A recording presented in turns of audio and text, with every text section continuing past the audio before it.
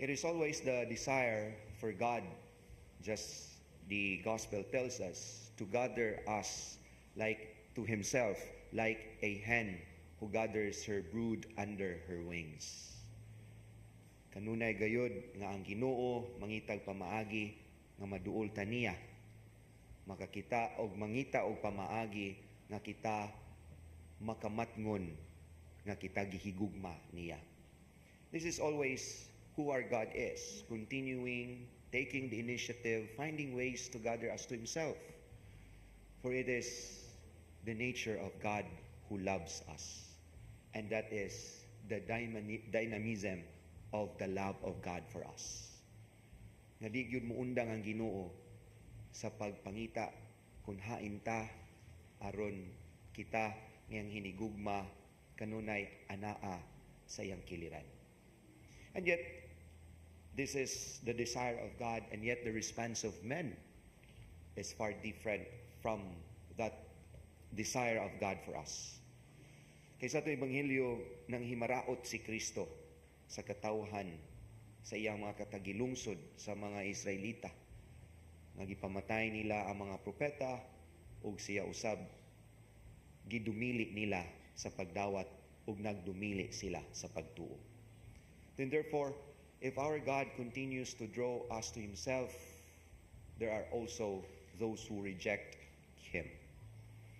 Those who don't want to believe, and those who refuse to take heed of God's invitation. And therefore, this is something that we should avoid.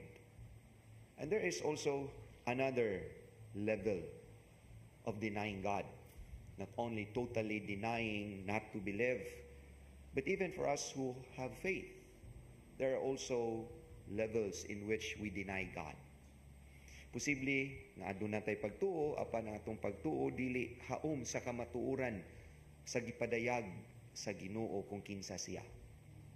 Siguro maingon ta, tinuod nito ka Ginoo, pero di man sa ni mao ang Ginoo nga gipadayag siyang kaugalingon, ang imong gituhuan nga Ginoo lahi sa tinud-anay nga Ginoo.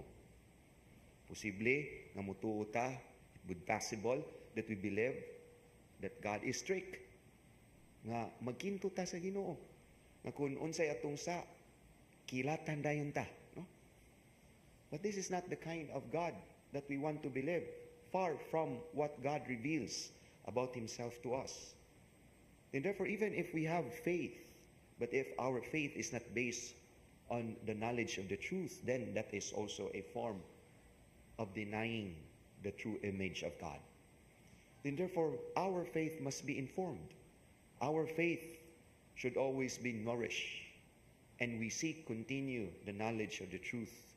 For indeed, the ways of God are always ways in which we want to know him deeply and dearly. Kaya di man buot sa Ginoo nga taphawra ang atong pagsabot o pag-ilah kaniya.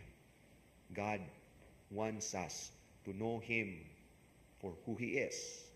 God wants us to love him as he is, not the kind of God that is a product of our whims and wishes, not the kind of God according to our own needs, but the real God that has been revealed by Jesus, the true image of God.